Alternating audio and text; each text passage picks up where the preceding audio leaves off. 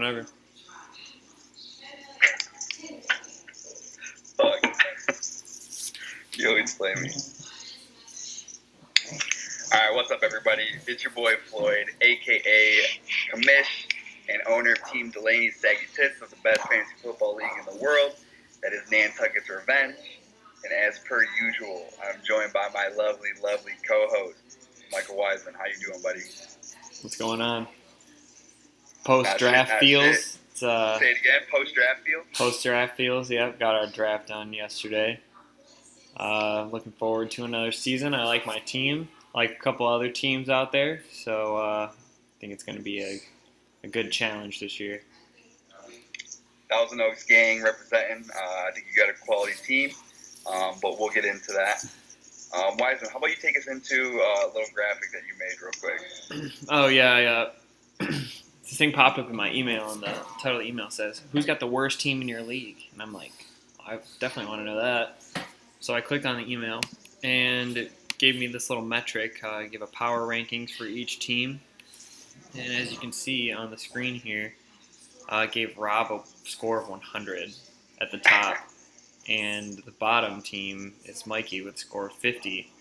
And scores in between range, some in the 90s, some in the 80s. Most of the teams in the mid-60s to high 50s. So it looks like it should be competitive around the last playoff spot all the way through the bottom relegation spot. So if this metric that they provided for us is true, then I think if the metric provided is true, Robert will win his 4th out of 5th championship, and me and Mikey will be relegated. We'll have to see how it shakes out. In the meantime, Wiseman and I have scanned over all the rosters, and we have created our share of winners and losers. We got 2 winners, 2 losers, an honorable mention for both categories. Wiseman, how about you share your winner of our league in the draft? Yeah, my favorite team post-draft on paper, just going into the season. I like Damien's team a lot. Damien's team was the 3rd on the CBS metric. They gave him a score of 91. I think that's fair. Assuming Zeke plays, which I think the general consensus is that Zeke will be playing week 1, and pairing that with Damian Williams on a very high-powered Kansas City offense. His running backs are solid. Obviously, Deshaun Watson's a top 3 quarterback for fantasy purposes. And then his receivers, while I don't see a ton of upside amongst those 3, I think that they're safe. And I think that having 3 safe receivers in a 3-receiver lineup is quality, because I think Thielen, Godwin, and Marvin Jones all have guaranteed roles in their team. Regardless if they're a red zone threat or not, they're still going to, I feel like, get a ton of targets. And then Vance McDonald, quality pickup at tight end there. I think that he should have a better year than last year in Pittsburgh. Miles Sanders is one of my favorite running backs going into the draft. My most favorite out of all the rookies, even over Josh Jacobs. So I think that's a quality player for him to have. And Dante Pettis is another receiver that I was targeting in the draft. Just didn't fall to me. And then his bench, you could arguably say that anyone has weak players on their bench throughout the league, since it's such a deep league. But a couple guys on there I like. Anthony Miller should have a better second year in the league. And then Devin Singletary, if LaShawn McCoy is either not the starter in Buffalo or gets traded, I think Devin Singletary is a ton of value and could be one of those breakout rookie running backs. So that's why I like Damien's team. Cool beans. And, of course, we got to talk about our guy ranked number 1 according to that bullshit CBS metric. I enjoyed Robert's roster, so let's take a look at Team XNXS / Alexis Texas. Our reigning champ, Rob Sabecki. He's got a Matt Ryan, Calvin Ridley stack. You can't complain about that. Saquon and Leonard Fournette holding it down at running back. You can't ask for a better combination than that. Then he still has Mike Evans sitting there. Mike Evans is a top receiver every year, huge target. Not much to say. Jared Cook, tight end, moving to New Orleans. Jared Cook always puts out, put him in a high-powered offense is great too. I'm not huge on Sammy Watkins, but when that offense is taking off, that offense is taking off. So having him as your wide receiver 3, like we said, this league is so deep. Can't complain about that. Mark Ingram as a flex, I'm sure is just going to be taking goal line touchdown after goal line touchdown all year in Baltimore. I don't know much about T.J. Hockenson. I just looked him up. Iowa always puts out elite white boy tight ends every year, so rookie tight ends don't often fare that well, but you can't say he will or will not. I think Hockenson was like the 10th overall AJ pick. Green's going to be missing plenty of time getting him back in the lineup. If he somehow was to be the AJ Green we know, him as a flex is just stupid great. So that's Rob's team. I fuck with Rob's team. It's pretty good. But, Yeah. We'll have to see how the season shakes out. To go off of what you said, I agree about rookie tight ends. I think T.J. Hockenson was like the 10th or 12th pick in the first round by the Lions. So they obviously think very highly of him. But like you said, rookie tight ends usually don't pan out unless they're like Gronk or Evan Ingram. And yeah, AJ Green, we don't know how long he's going to be out for, but once he comes back, he's going to be a big boost to that lineup. And then Darrell Henderson, rookie running back on the Rams. If Todd Gurley's knee starts to bother him, I like Darrell Henderson to take over that job. So possibly having one of the best handcuffs in the league on his bench is a big boost for him. Carlos Hyde's going to get cut, though. Yeah. So that's Rob's team. And then realistically, my actual favorite team, but Wiseman was being modest and didn't want to mention himself. Honorable mention, I got Thousand Oaks Gang, a.k.a. owner is our boy Mikey here. Here's his roster. To me, this is actually the best roster per starting position. We got Aaron Rodgers, Nick Chubb, Sony Michel, Devontae Adams to complete the Rodgers stack. And then three guys he took all right before me: Steph Diggs, Tyler Boyd, Christian Kirk, Tevin Coleman. And your worst starter on your team is Austin Hooper, and it's tight end, so who really gives a shit? So per position, I like Thousand Oaks Gang. I think it's my favorite team. Wiseman, want to take us into the losers of the draft? Yeah, we picked 2, 1 each. The team that I agreed to talk about was Mikey's team. And I think Mikey started off pretty strong. His first 2 picks, Bell and Connor, both very good running backs. Great start for his team. And then I think the part where he went wrong, and he knew it too, because I remember him trying to trade Mahomes before the draft was even over. But taking Pat Mahomes in the 3rd round, I don't think it was the best move for him because his wide receivers suffered as a result. Will Fuller is a quality wide receiver, but having him as a 2, especially in a 3-receiver starting lineup, it seems risky. T.Y. Hilton obviously has the potential to be good, but with Luck retiring, it's impossible to say. And then Sterling Shepard, Eli Manning's garbage. Kyle Rudolph hasn't been relevant for a tight end in at least 2 seasons. And then Tariq Cohen, I think he's got a role in that Bears offense. It's just he's a flexible player. I'm fine with him starting him in his flex spot. But Kenny Stills, not feeling it. Kareem Hunt, I'm pretty sure shortly after Mikey made the pick, someone informed him that he wasn't going to be able to play till week 10 because of the 8-game suspension and the Browns having the week 9 bye. So Kareem Hunt will not be available until week 10 for fantasy purposes. So don't like that pick. And then he was still able to get Tom Brady late, so he didn't. It's just proof that he didn't even need to take Pat Mahomes where he did. He would have been better off picking a skill position player there.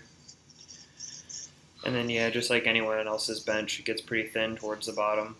Guys that you probably wouldn't even consider starting unless you were desperate. I think Mikey's team has potential. Like we agreed that if Pat Mahomes, Lev Bell, and James Conner all go off every week, it's probably 80, 90 points just between the 3 of those guys. So it's possible that Mikey's team pulls it out. But if I had to pick one that I would say is in the most danger, I would say it's Mikey's. Heard that. Then moving on over to our other loser. Unfortunately, we're calling this guy one of the draft losers because this was his first draft with our league this year. Came up from the B League after winning the whole damn thing last year. And man, maybe his team name is going to live up to how it actually plays out. Team name by week. Newcomer Devin Pooley. Um, his rosters: Drew Brees, Joe Mixon, Derrick Henry, DeAndre Hopkins, Alshon Jeffrey, Corey Davis, George Kittle, Jordan Howard, Delaney Walker. He hoarded tight ends, so you can't hate this George Kittle, but also Delaney Walker. Maybe you don't grab George Kittle there and you still get Delaney Walker. But at the same time, he's got Delaney Walker, Corey Davis, and Derrick Henry. So he's just got 3 starting Titans there. Not an offense I want to be that heavily invested in. And then as well as he's got starting 2 Philadelphia players, which is a pretty good offense. Alshon Jeffrey, Jordan Howard. Still tough to say. That's a team that spreads the ball a lot between all their guys. So it truly is hard to figure out who's going to be getting all the touches there. Really, the only thing I really enjoy about his lineup that's a solid lock is DeAndre Hopkins and then George Kittle. But tight end, I'm not going to value it that much.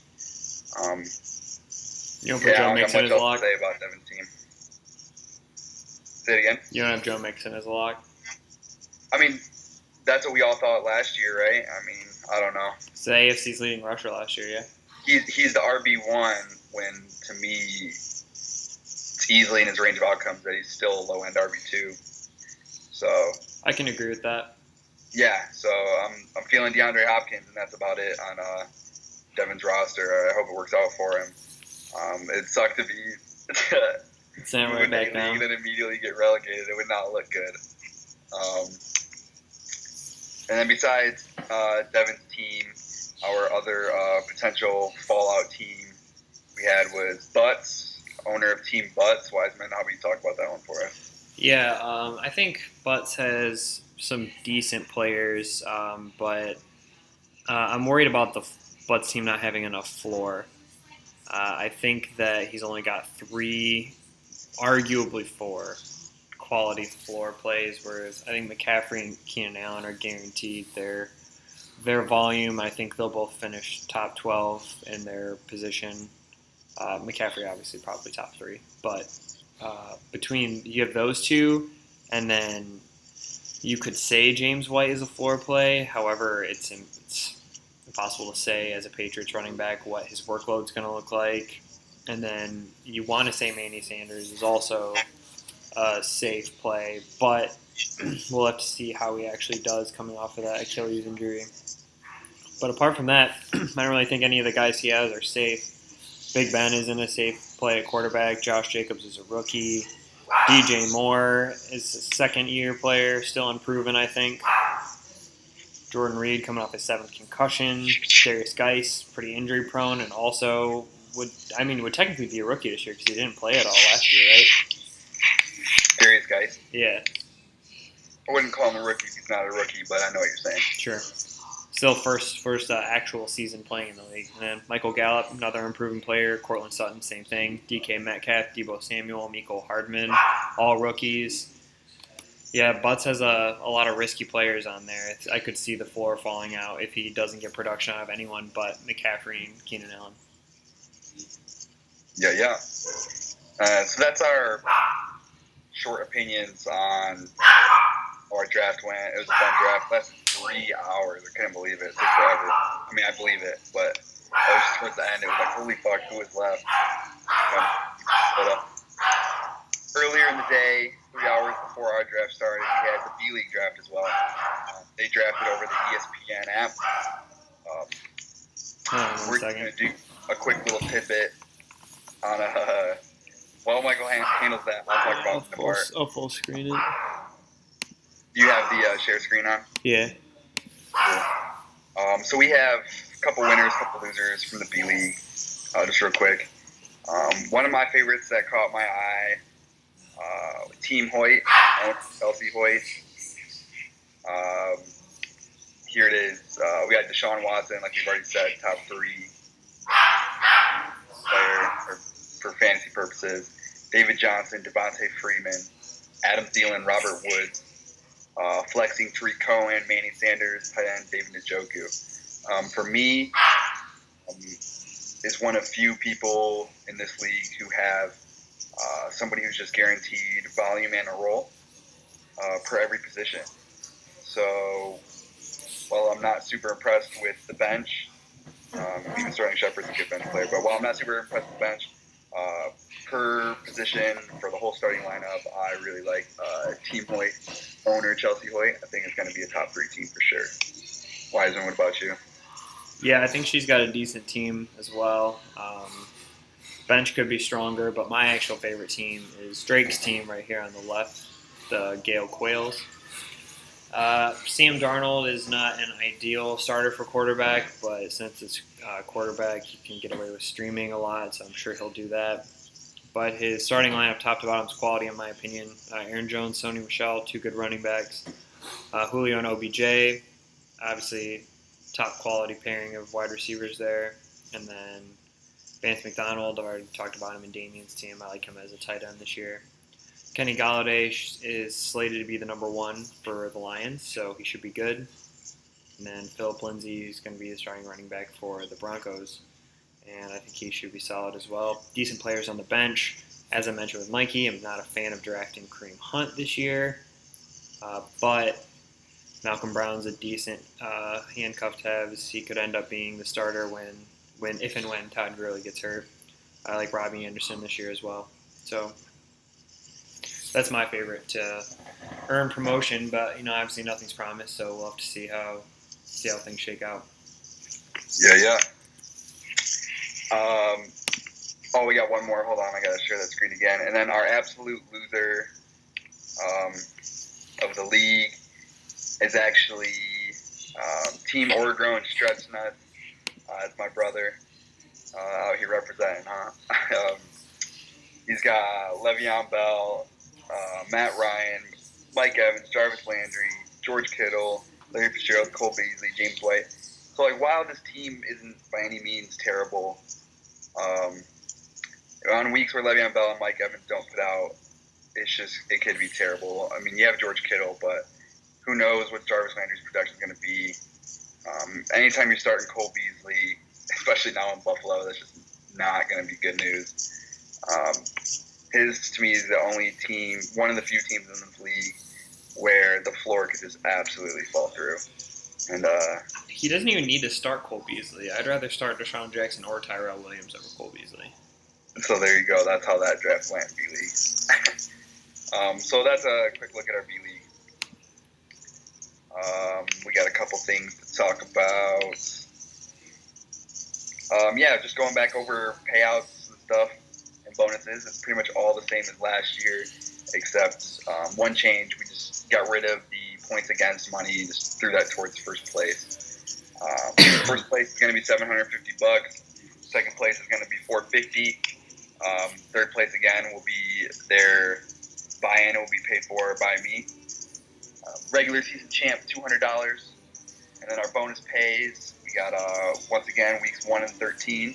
Highest score will win $100.